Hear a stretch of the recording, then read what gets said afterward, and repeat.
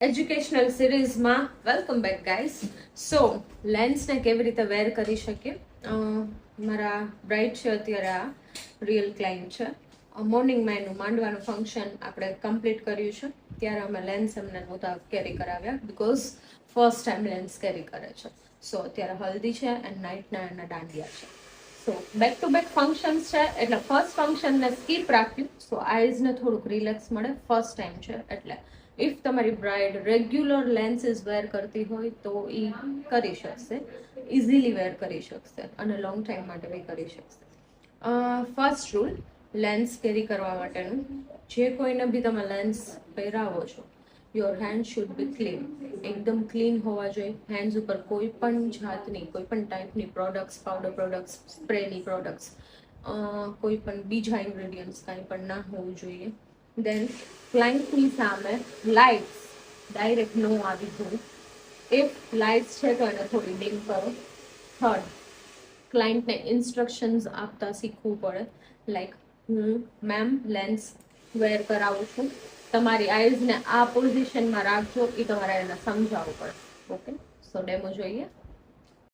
Okay, લેન્સને મેં hands પર આ રીતે પુટ કર્યા છે. Okay, Mehmooda ready? Yes.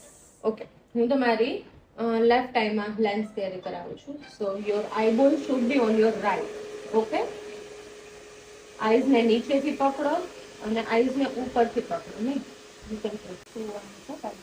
Okay, તમારી પાસે તમારું ટીશ્યુ હોવું જોઈએ. ક્લાયન્ટને ઇફ વોટરી આઈઝ છે તો તમે એને કોર્નર્સ પરથી બ્લિંક કરાવી અને વોટર એબ્સોર્બ કરાવી શકો છો. Yes, lens makeup during the makeup પહેરી શકાય કે નહીં, મેકઅપ કર્યા પછી પહેરી શકાય કે નહીં, એનો આઈડિયલ ટાઈમ શું છે? ટાઈમ નથી હોતો. ક્લાયન્ટની આઈઝ બહુ વોટરી રહે છે, કાજલ કરવામાં બી એમની આઈલિડમાં વોટર તમને ફીલ થાય છે, તો એ આઈડિયલ ટાઈમ નથી. After makeup or during the makeup comfortable ના રહે લેન્સ પહેરાવું. સો ટ્રાય કરો કે મેકઅપની પહેલા જ તમે લેન્સને વેર કરાવી શકો. નાવ બીજી આંખમાં